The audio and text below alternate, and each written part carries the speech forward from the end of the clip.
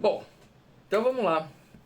Vamos trabalhar hoje aquilo que nos dá a base, nos dá a estrutura. Então, a minha ideia aqui, o objetivo principal é que hoje já você saia entendendo quais são os pilares do conservadorismo, o que uma ótica conservadora, né, vai te fazer com que a leitura da realidade, dos fatos, dos negócios, do mundo corporativo, do meio ambiente te faz enxergar melhor, te faz um, enxergar mais longe, né? Então a intenção é mostrar que por meio do binóculo conservador, por meio daquilo que você enxerga a realidade, te faz, né, agir de um modo tal ou qual. Então, nesse sentido, infelizmente, por conta dessa excrescência da ausência de perspectiva de buscar conhecer um pouquinho mais, e eu não estou falando de muito, estou falando de uma definição apenas, né, do que é conservadorismo, é que a esquerda faz com que toda sorte, né, de pensamento conservador seja jogado por debaixo de um tapete onde se tem um conservador como sinônimo de retrógrado, de retrocesso, de atrasado, de focado no passado, de museu, de xingamento, né?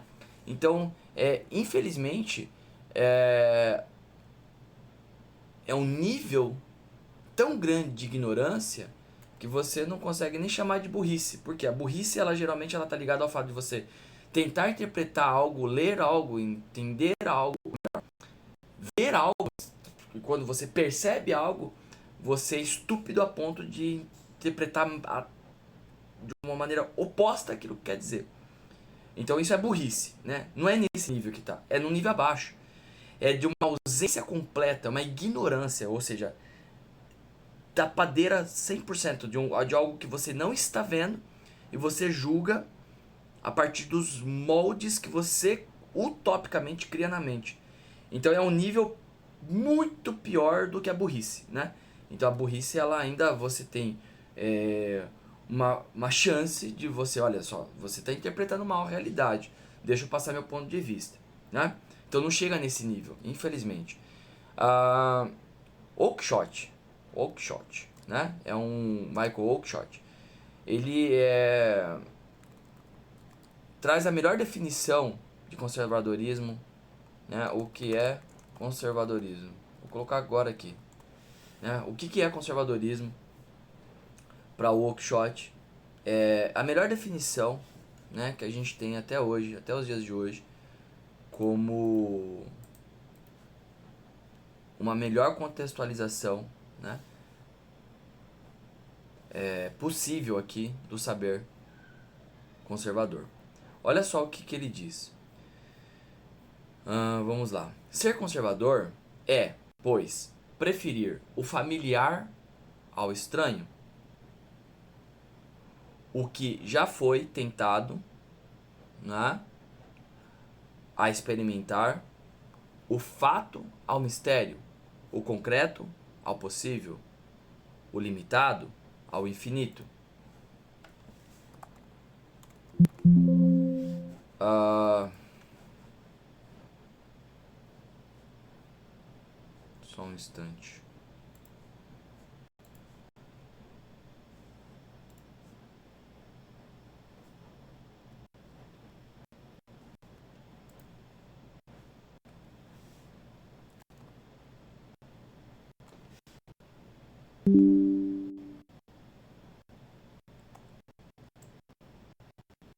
Ser conservador é, pois, preferir o familiar ao estranho, preferir o que já foi tentado a experimentar, o fato ao mistério, o concreto à realidade, aqui, ao possível, o limitado ao infinito, o que está perto ao que está distante, o suficiente ao abundante, o conveniente ao perfeito. Olha só aqui as bases, todas bem estruturadas num só parágrafo. A risada momentânea, a felicidade eterna. Que é uma utopia. Relações familiares e lealdade. A preferência sobre o fascínio pelas alianças de momento. Algo situacional. Comprar e aumentar é menos importante do que manter, cultivar, aproveitar. Olha o meio ambiente aqui. A tristeza da perda é mais aguda do que a empolgação pela novidade e pela promessa. Você fica muito mais triste por muito mais longo prazo de perder 10 mil reais do que você ficar alegre do que de ganhar 10 mil reais. Essa alegria dura horas, enquanto a tristeza da perda de 10 mil reais pode te levar à depressão ou até um suicídio, dependendo do valor. Estou colocando aqui. Significa viver dentro dos limites do patrimônio, usufruir dos meios possíveis à riqueza, contentar-se com a necessidade de maior perfeição que é exigida a cada um em dada circunstância. Então, aqui a gente vai ver padrões claríssimos do que é ser conservador. Esse sistema triádico, tradicionalismo, organicismo e ceticismo é a base do conservadorismo. Ceticismo do quê? Tudo que vai ser feito agora em prol dos abraçadores de árvore, em torno das ONGs, das conscientizações ambientais, o que vai resolver o problema da crise ambiental? Não vai. Não vai. Né? Não vai. A utopia não vai. O livrinho lá de Engels, contrário à propriedade privada, aos bens, ao consumo, não vai. Porque você está sendo contrário de uma maneira brutal, utópica e revolucionária ao contexto da motivação humana. Você não consegue mudar a mente de outro a não ser que ele queira. Ou seja obrigado. Então você, totalitarista de plantão, imperialista de plantão, de esquerda, bota Trotsky goela abaixo, bota Stalin goela abaixo de novo, bota Lenin goela abaixo, porque é só assim que vocês vão conseguir fazer com que um pai de família não vá buscar seu filho no ar-condicionado do seu carro confortável na escola e vai de bicicleta, vai de ônibus. Que uma empresa pare de produzir porque tem que ser embargada, já que ela tem que seguir o princípio da precaução. Então esse é o ceticismo. O organicismo, a sociedade é sujeita ao crescimento natural e não a invenções mecânicas. Então a coisa tem que ser de baixo para cima, não de cima para baixo. Então não adianta você ter lá todo um aparato gigantesco, legislativo, que enfia a goela abaixo da população num regime totalitário como o Brasil é no âmbito do arcabouço legal, de todo o seu sistema jurídico. Pra quê? Pra que lei não pegue? A tal da lei que pega e não pega? Então, se você for analisar os países onde o direito consuetudinário é a mãe, a força motriz da estrutura do ordenamento jurídico, você vai ter um país muito mais sólido, muito mais enraizado nas suas origens. Haja visto o conservadorismo inglês, haja visto a Constituição britânica, haja visto a Constituição americana. São séculos com 17 alterações, enquanto a gente já tem quase 200 alterações na nossa Constituição em bebê de 88, que dirá todas as outras. E o tradicionalismo, que respeita os costumes das instituições estabelecidas. Então é uma baboseira. Não, vocês são contrários ao STF, vocês são contrários às instituições. Nunca um conservador vai ser contrário às instituições. Elas têm que estar. Elas já estão enraizadas. O duro é você trazer poder infinito a um agente público que deveria servir o povo. E qual que é a diferença? Eu falei só desses 3 pilares. Eu nem estou fazendo desdobramento dos tantos outros, né, princípios e bases do conservadorismo, que a gente vai entrar a partir de agora. Tá? Esse é o tripé base. Então, se existe alguém de esquerda assistindo, já pronto, já começa a sair da obscurecência. Você pode não concordar. Legal, parabéns pra você. Vai lá, crie suas premissas lógicas e vamos conversar sobre bases das premissas, tá? Então a gente vai discutir agora de igual para igual. O que eu penso sobre isso, o que você pensa sobre aquilo. Agora não vem com historinha de retrógrado, de reacionário, de não é nada disso. Conservadorismo não é isso. A conservação ambiental, a conservação dos negócios, o mundo corporativo precisa continuar. As coisas precisam continuar acontecendo. Então, quando se acredita que todo o sistema ordenamento jurídico é falho, é porque ele é feito por homens. E aqui é a quinta base do conservadorismo, a imperfectibilidade humana. O homem vai errar, o político vai errar. Poxa, Paulo, mas você já não está pulando? Tá indo pra quinta, nem falou da primeira. Eu falei do tripé.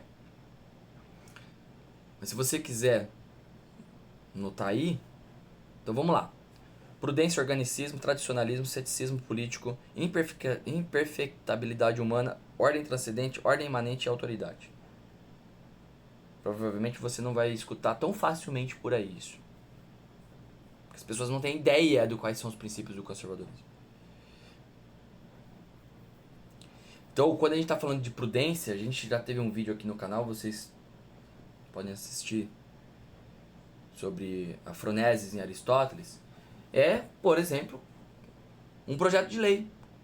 Ele tá lá sendo, né, colocado a caca no ventilador, a mídia não apresenta, ninguém fala do seu histórico, ninguém fala como que se chegou a essa conclusão, quais são as consequências dessa nova lei, se implementada vai acarretar no quê? Ela só simplesmente entra, pum, vai direto para dentro do escopo legal e te obriga compulsoriamente a aceitá-la. Do contrário, você vai preso, paga menos, não paga mais impostos, vai preso, gera mais problemas para você no fisco, na Receita Federal. Você não tem nada, nenhuma possibilidade de opinar sobre isso. Todo o poder emana do povo. Cadê esse poder todo? É o oposto. A gente já é um esquema socialista comunista. Não existe comunismo. Isso é socialismo. É de cima para baixo. Funciona como uma opressão ao povo. Ah, mas o representante do povo que está ali não é o povo. Não é a vontade da maioria. Isso a própria matemática já traduz. Que o sistema democrático ele é falível. Coloca qualquer videozinho meia pataca no YouTube. Democracia, a impossibilidade dela acontecer em âmbito matemático. Põe aí. Sai dessa obscurecência. Eu não vou discorrer aqui porque tem vários vídeos melhor do que eu para explicar isso. Um professor de matemática, qualquer videozinho didático aí que você vai ver. A impossibilidade. O São Paulo é antidemocrata. Acho que você quiser. Mas a democracia para Aristóteles, ela era o pior sistema de governo que podia ter. Nossa, é um totalitarismo? Não, totalitarismo é o que o pessoal da esquerda está fazendo. Enfia a goela abaixo. Empresas têm que parar. Empresas têm que ser embargadas. Empresas têm que diminuir o consumo. Tem que diminuir a produção. Você tem que diminuir o consumo. Você está indo contra o organicismo, que é a segunda base. É a forma de entender a sociedade como um organismo vivo. Ela está vinculada à história comum de todos, às tradições, os hábitos, os costumes, a cultura. A base do organicismo é analisar, é compreender o que está sendo de fato dito, de maneira que, quando corrompe ou desestrutura o estado orgânico natural dessas relações pessoais entre os cidadãos e a vida em sociedade, eu destruo a identidade de uma nação. Então por que na monarquia se tinha muito mais ímpeto? Depois do golpe de 1889, você perdeu toda a identidade de uma população. Eu não estou dizendo que monarquia é melhor do que a república, nada disso. Estou dizendo que quando se mantém um regime estruturado politicamente, como seria na monarquia um governo, o primeiro governo ser atemporal, apolítico, não sei o que, moral, então ele não tem uma posição de esquerda, de direita, ele simplesmente é um símbolo que une o povo em prol de uma causa, em prol do ponto B. Pergunta pra qualquer brasileiro qual que é o ponto B onde você quer chegar com esse país. Não tem a menor. Repete a frase, por favor. Não tem a menor ideia do que você tá falando. Então você quando você vai contra, né, infelizmente você tem focos apenas, né, de tradicionalismo no Brasil. Você não existe um povo unificado. Por quê? Porque se perdeu a identidade há séculos nesse país. Então a forma de tentar resgatar é preciso escutar o povo. Então por isso que o tradicionalismo vem como terceira base. Então é justamente a relação que o conservador tem com o passado, mas não é um passado mosaico lá do lado da lei de Torá, não é nada disso. A gente está falando de algo vivo. Não é uma peça de museu, o Zé da ignorância. A gente tá falando de costume, a gente tá falando de identidade positiva de uma sociedade, a gente tá falando de associação de moradores, a gente tá falando de valores e verdades, a gente tá falando daquilo que é o sábio conselheiro. Quem é o sábio conselheiro? Aquele que preserva aquilo que deu certo e reforma aquilo que deu errado. Ele elimina o que deu errado se não pode ser reformado. Esse é o pensamento da tradição. Não concordo com você. Vai ler Gadamer. Gadamer não tinha nenhuma relação, ele não tinha nenhum compromisso com o conservadorismo, com a direita política, nada disso. Vai ver a importância aqui da Gadamer, que era o aluno de Heidegger, um dos pais aí da hermenêutica. Então não tem nada a ver. Então, diante de um fato político, eu preciso ficar atento à política local, eu preciso colocar esse poder executivo federal como serviçal de um municipal, e não o contrário.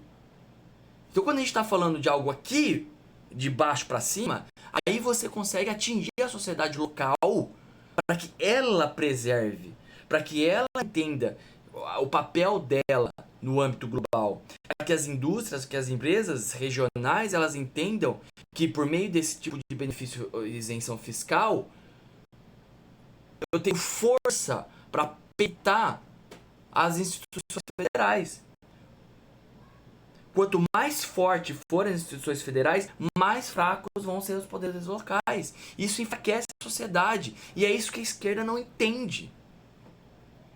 Na verdade, ela só não entende, ela é contrária a isso. Porque eu preciso esmagar a riqueza que está sendo produzida pela sociedade, pelas empresas locais, pelo pequeno comércio. Eu tenho que fazer com que esses comércios mendiguem o dinheiro produzido pela própria sociedade para o governo federal. E o tradicionalismo vai explicar e ensinar a importância do municipalismo. E uma vez que isso está forte, você tem uma economia regional ativa. E vai ter mais pessoas se preocupando com a praça, com a sujeira da praça. Em jogar não jogar lixo na rua. É uma consequência. A conscientização ambiental sempre foi uma consequência da cultura. Vai na Suíça, vai na Suécia, vai na Filipinas, vai em países onde a cultura é forte. A vendinha fica ali no meio da estrada sem ter ninguém vendendo e o cara coloca dinheiro lá e pega o produto dele. Imagina no Brasil isso acontecendo. Ah, não, eu não imagino. Pois é, porque você tá a menor ideia do que é tradicionalismo. Aí é mais fácil taxar, rotular, espernear, bebê chorão, adolescente, rebelde. Mas já vista a frase, né? Quem com 20 anos não é socialista, não tem coração. E com 40 anos não é conservador, não tem cérebro mesmo. Não se sabe exatamente quem disse isso. Uma hora te fala um que é outro. Então eu tô falando da terceira base. Tô falando da terceira base. E a gente já tá com 20 minutos. Eu vou dividir esse vídeo em duas partes. Eu vou dividir esse vídeo em duas partes. Parte 1 e parte 2, tá? A gente vai falar da parte 2 na sequência.